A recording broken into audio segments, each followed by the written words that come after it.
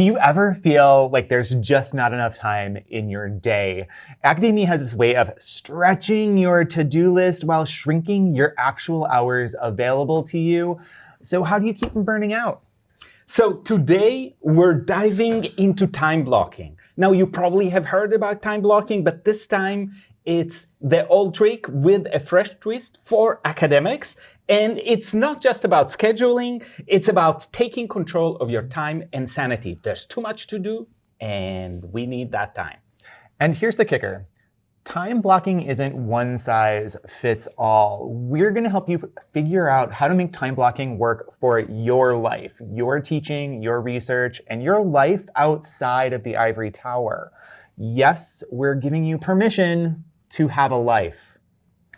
All right, so if you're tired of feeling like your calendar runs you instead of you running your calendar, and you really want to take control, this episode is for you. I'm Guy Training, Professor of Education at the University of Nebraska-Lincoln. And I'm Nick Huseby, Associate Professor of Elementary Literacy Education here at UNL. And this is Not That Kind of Doctor.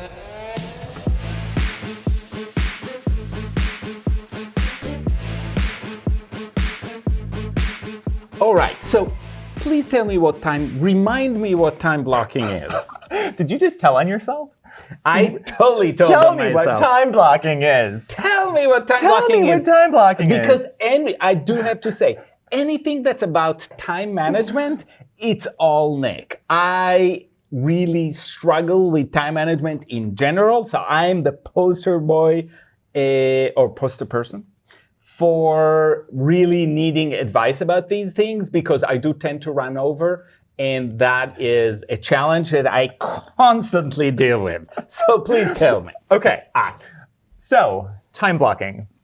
Time blocking is really a management system where you are thinking about scheduling specific blocks of time for specific tasks or categories. So instead of a to-do list, you're really thinking about your day, your flow. It allows you to really identify what blocks of time you have available and what you might be able to do within that amount of time. And one of the tricks around academia is we tend to talk a lot about apportionment, right? Yes, we like, do. Teaching is 50% of your time, research is 30% of your time, service is 20% of your time. And I'm a literacy person, not necessarily a math person, but I need to know what that denominator is. Yes. In order for that percentage to make sense. And so what time blocking does is it literally breaks down your week into what time you have available and what kind of work you're hoping to get done within those blocks of time.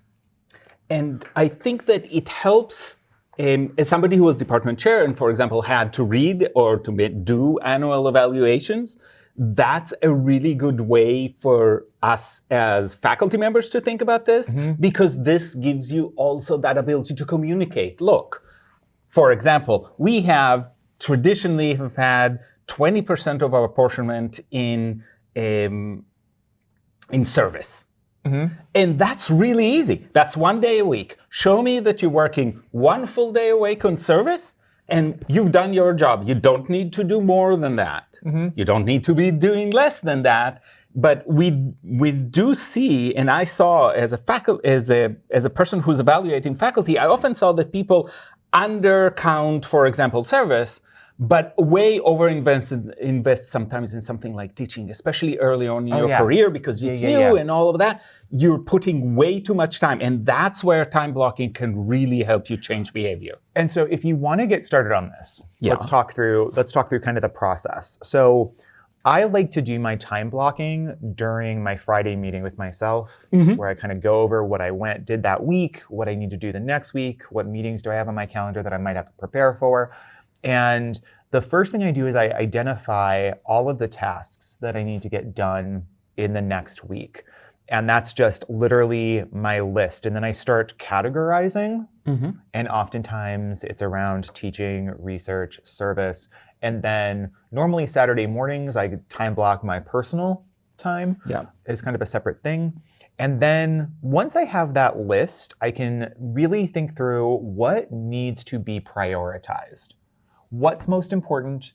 What is really time sensitive? What is going to need to get done this week in order to do whatever work I need to do the next week? So I'm not only looking kind of the week ahead, but I'm looking a couple of weeks ahead to ensure that I'm building, the tasks that I need to do. And then once I have that prioritization and I'm really focusing in on what is most important, then I start assigning time. And I do this in my digital calendar on my computer, where I block off chunks of time in order to help me think through getting that project done. And so what this ends up doing is you get this filled up calendar, and each of those time blocks has a particular action associated with it. And that's where you move away from the to-do list of checking something off versus this is the time that I have to work on this. And the thing that I find really helpful about that is this is the block of time that I have to do this. Wherever it is by the end of this block of time is where it's going to be. And so it helps you eliminate that, it has to be perfect. Nope, it has to be done. Be work is still done, right? And so that's really, really helpful. It helps to create some clarity around what I'm doing that week. Like the weeks where I don't have time to time block are much worse than the weeks that I have to time block. I know that for myself. And so that meeting with myself, that hour-long meeting, feels somewhat self-indulgent. But if I don't, my productivity bottoms out. It's not great. So, also, go ahead. In terms of decision fatigue, I've already mapped that out. I've already done that work. I've already given myself that gift. And it's super helpful to be like, this is what I'm working on next. Now I need to do this. Now I need to do this, which helps me stay focused on what I need to get done. I've already identified what my big priorities are, and I'm constantly working toward them. And that is delightful. And so really it creates clarity. It relieves you of the need to make decisions and fill up your calendar. Totally. There's a side benefit for those of us who have the ability of people to reach out to us and set a meeting with us based on how empty or full our calendar is. It protects our time. And we can say to people, look, I'm busy during that time. Even though it is, for example, writing time, remember, you have a research apportionment, right? And so that means that a part of your time has to be on that. I know you have some things to do with service or with teaching, but this has to be protected or it doesn't happen. We all know that it doesn't happen over vacation, and it shouldn't, or at a special time where you're going to take a week off for a retreat. It's a good way to start something, but that doesn't make a research career. So you really have to be strategic about it. So what is really, it's good in theory. I've struggled with time blocking. I do it sometimes. I don't do it always. How do you think about what are the challenges in time blocking? Well, you've kind of already hinted at one of those challenges with when you lay out your week, when you account for your time, there is the kind of unspoken expectation that, we need a meeting. We need to meet during this time. Nope, I'm already doing something at that time. When are you available to meet? Here's the hour block. Well, that doesn't work for me. Well, that's what I've got. And that's harder when you're a young assistant professor or when you're a graduate student. So the boundaries that you have to put on your calendar are really, really sometimes hard to maintain, but not impossible, right? Because you know what you need to get done during the time that you've blocked out over the course of the week. And so by saying, the next possible time I can meet is here, and giving them a specific time and date, that ensures that your calendar does not become meeting palooza, And two, Right here, by the way. it ensures that this is why you need to time block. You Yes. need time blocking, you need a citation manager. Yes. So it ensures that you're actually like getting your work done. And that's what I notice when I don't have time to time block on that Friday meeting. Like if I let something, like every once in a while there will be like an emergency that takes up that time. And the weeks that I don't have that, it's just meetings and I don't love it, right? But the thing that to remember is you don't get tenure based upon whether or not you are available for a meeting, That is true. right? So you are literally protecting time to do your job. And that's how you should present it always, is I'm doing what I'm supposed to be doing, and I would love to be part of this, but this is the time slot I have. And remember, every yes you're saying to something like that crosses your desk, you're saying no to something else, and that something else is too often your research or pushing grading to the middle of the night, which both are bad decisions. And that's a really good like pivot to thinking about time blocking as a way to manage those tasks, right? Yeah. Like we often think through, oh, I'll just grade this at night. Why are you grading this at night? Like, why are you doing that? Why are you taking time out of your personal life in order to do that work? And so when you're time blocking, you should have on that list of priorities, things like lesson planning, things like grading. You should have blocks of time to respond to emails. And outside of that block of time, you're not responding. And that means turns off all those dings, blings, messages that tell you you've got a new message, a new email, and all of that. Turn all of that off, because as long as it's on, you're going to divert attention. Even if you divert attention to say, no, I'm not going to attend to that, your attention has already wandered. And if you want to do deep work, whether it's research or reading papers, student papers, for example, goes much faster if you're doing it as deep work. Whereas if you're doing it and you're answering 17 emails while you're doing it, it takes twice the amount of time. So really thinking about that batching of tasks as a critical feature here. Yeah, and when you're batching, one of the things about time blocking is you're assigning particular tasks to a particular amount of time, and you want to make sure that you're protecting that time as much as possible. So when you have the dings, the blings, the all of that, when you leave your email open, like that's just essentially a cacophony of people asking for your time, and your time is already accounted for. So close out your email and block off. I normally have a half hour in the morning, a half hour in the afternoon. That's when I respond to emails. And what doesn't get responded to in that half hour has to wait for the next day. Very rarely is there an actual emergency. Very rarely is someone bleeding out, ever, right? Like, so that's kind of how we're dealing with that right now, because otherwise you could respond to your email all day long and not get anything done.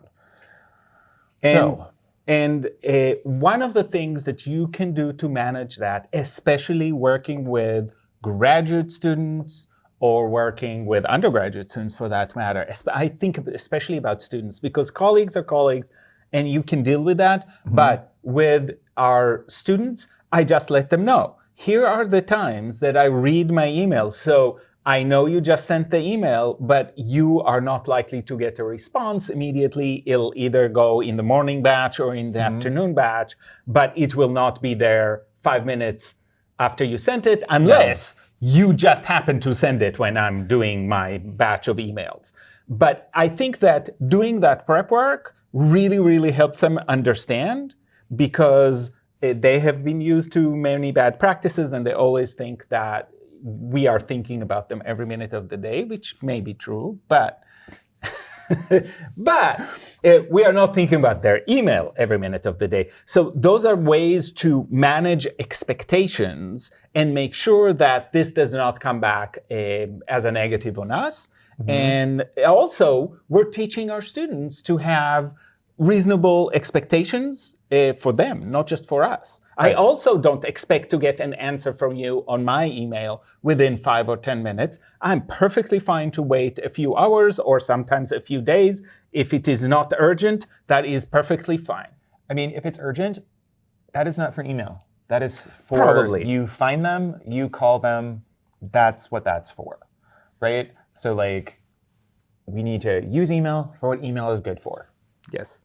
And otherwise, we need to do some other things.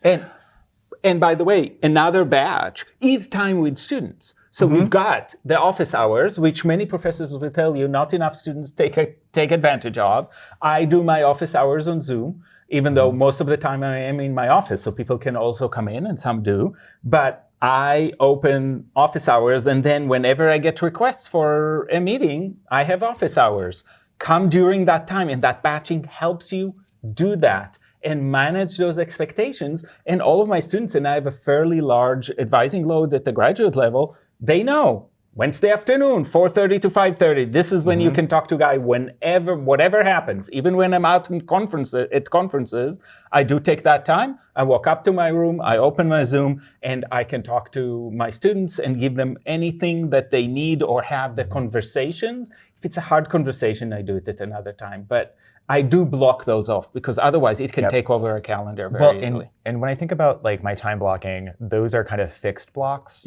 They stay the same week to week to week. Because you want to set And expectations. they're just readily available. People know when they are. If I have an anomaly, I can work around that. But for the most part, I try to keep those things as bounded as possible. And if no one shows up, I have some kind of sponge activity for myself to like occupy that There's time. always enough to do. There's always something brainless to do that I can do during that time.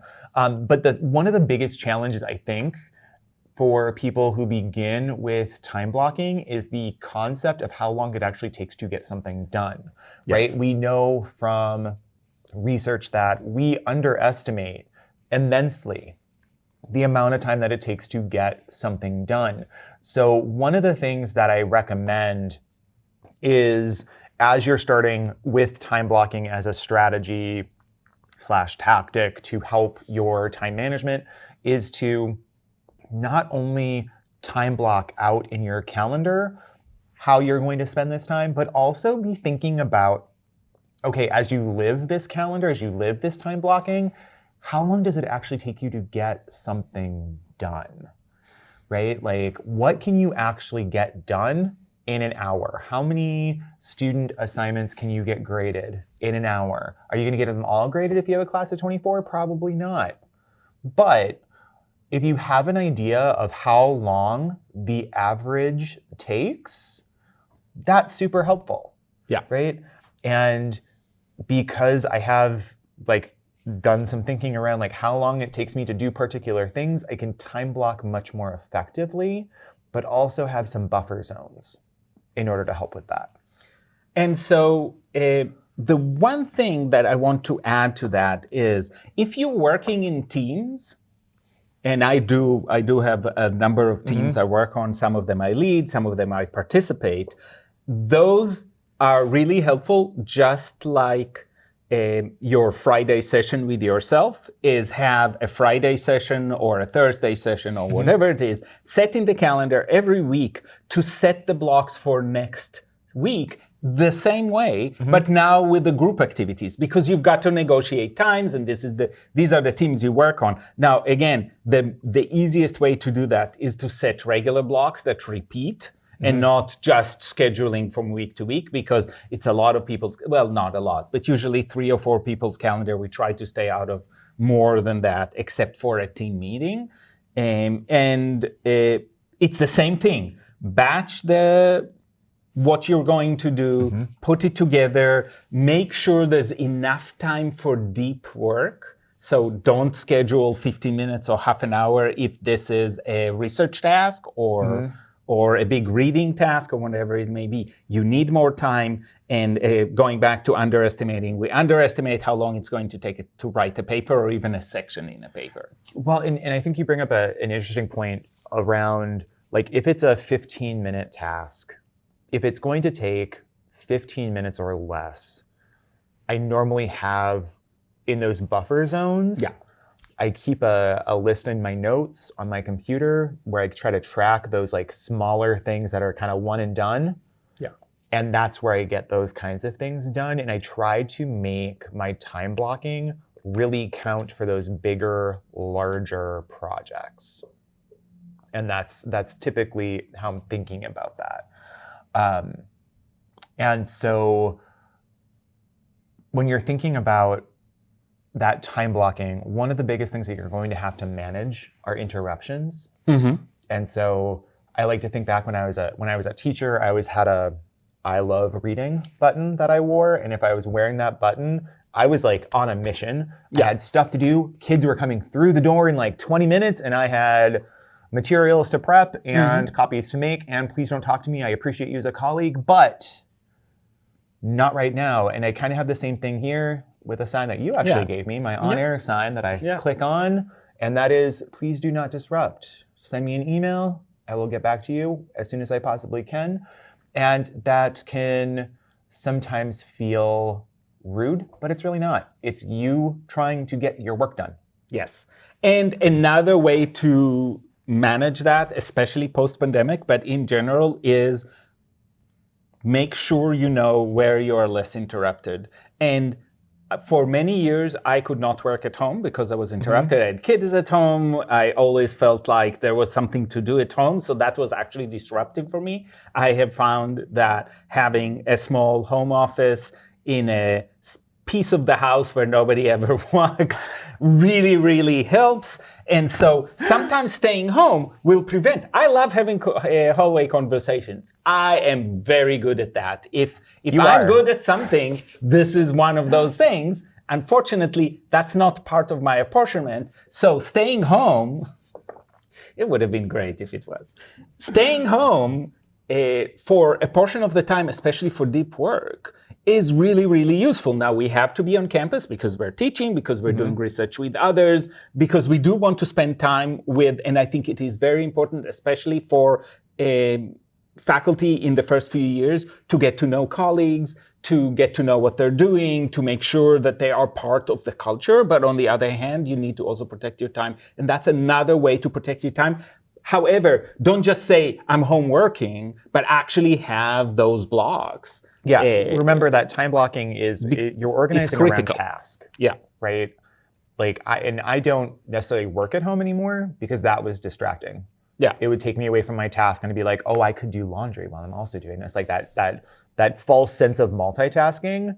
Yes. Just very much got in the way. And so when I'm here, I'm working. And then when I'm not here, I'm not working. Which brings us to kind of our last topic, this work-life integration. And some of the ways that time blocking can help ensure that you're protecting your personal time. One of the things we know from research is the best ideas about something often come when you're not thinking about it, often come from when you're doing something else. And so when you're working in academia, that can feel all-encompassing. You get this sense of always feeling burnt out because it never shuts off. And so how do you ensure those work commitments don't spill into your evenings, spill into your weekends?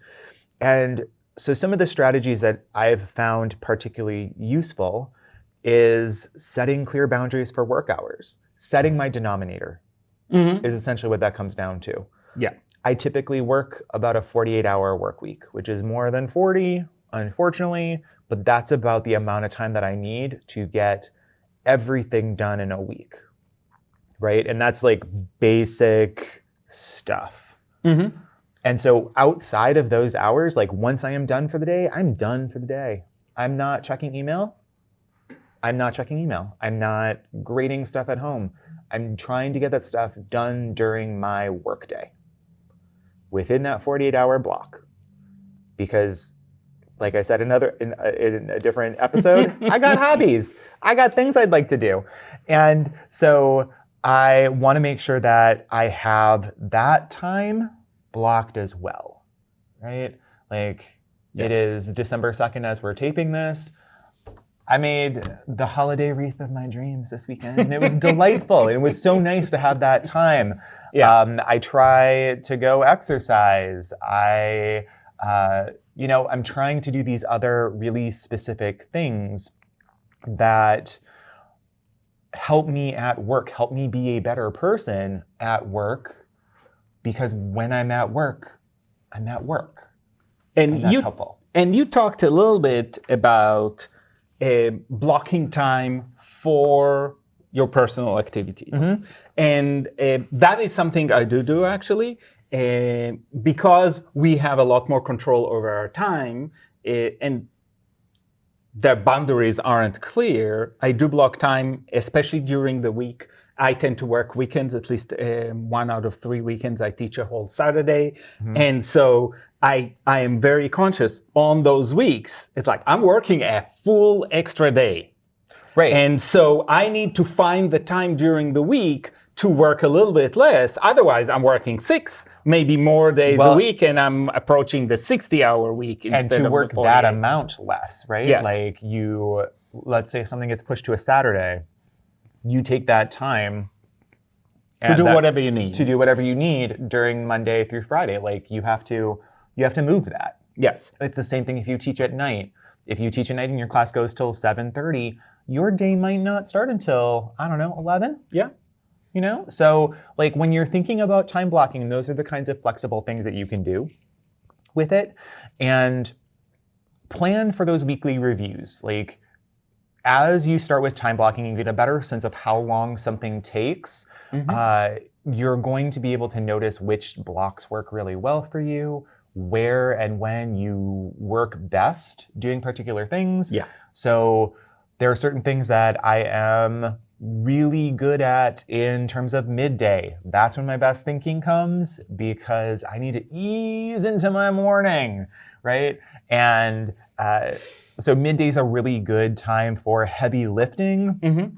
And then normally I've got a quick exercise block, and then I come back and I do any kind of cleanup that I need to do, email, et cetera, et cetera. So like think through what makes sense in terms of your energy flows throughout the day. And if you're starting this and the idea of planning out an entire week, because your calendar does look intimidating. Full. Yeah. Right? Like the first. But mine does anyway. Well, yes. Yours. And sometimes with things that shouldn't be there, so blocking a priori will prevent that from happening. Yes. But if you're just getting started with this, think through just 1 or 2 big activities. Mm-hmm. Right? Like what are the big things that you could block out so that they're there, and then start expanding that so that you have kind of a day laid out. Because one of the things that I really do appreciate is I don't have to think about what I'm doing that day. I've already planned it out. Mm-hmm. And I have reminders on my computer that's like, oh, get ready to do this in 15 minutes. Go take your bathroom break. Da-da-da-da-da. Like, because you have to build that in too. Like, you have to build in some buffer time, right? And the other thing, when you're doing that weekly review and you're starting to look at the small blocks you've scheduled and how much time it took, one of the things you can start learning is expectations. Are your expectations are correct or not? The other thing is the grander expectations. That is, are you just trying to do too much? And you need to actually, on the task list writ large, just kind of take it in a little bit. Mm-hmm. Maybe you should not work on 7 papers at once. Maybe 1 or 2 is enough. And then you'll move to the next thing. It doesn't go away. But if you want to accomplish it within a certain time, with that time blocking, it'll give you a clear message of you're trying to accomplish too much. There aren't enough hours. You need to rethink. Right. It helps you be much more intentional. Yes. With how you're using your time. Which is I think, the goal here. Right. So when we're thinking about apportionment, we're thinking about percentages. Time blocking really works well to help us think through what that denominator is, which is kind of essential in academia. So today we have walked through the ins and outs of time blocking, what it is, how you can use it, how you can start using it, and how it can transform your teaching, your research, your service, and even your personal life. And time management in academia is a challenge because we have a lot of control, but also a lot to do and a lot of opportunities to do more. And time blocking offers you a way to take back some control over your time and not overcommit. And it gives a space and time for what matters most, both professionally and personally. And you always want to keep in mind that it is about progress, not perfection. There's no one schedule that's going to work for everyone. There's no schedule that's going to work every week without fail. You want to be thinking about designing a system for organizing your time that works for you, that allows you to be more intentional with how you use that time and engage in work that you want to engage in. So start small and then adjust as you go. And if it doesn't work the first few times, that's okay. Just keeps on building on that. Thanks for joining us in Not That Kind of Doctor. If you're ready to try time blocking for yourself, download our free template on our website. Not That Kind of Blog at notthatkindofdoctor.net. And join us next time as we think about other ways to help each other thrive in academia and beyond. We'll see you then. See you then.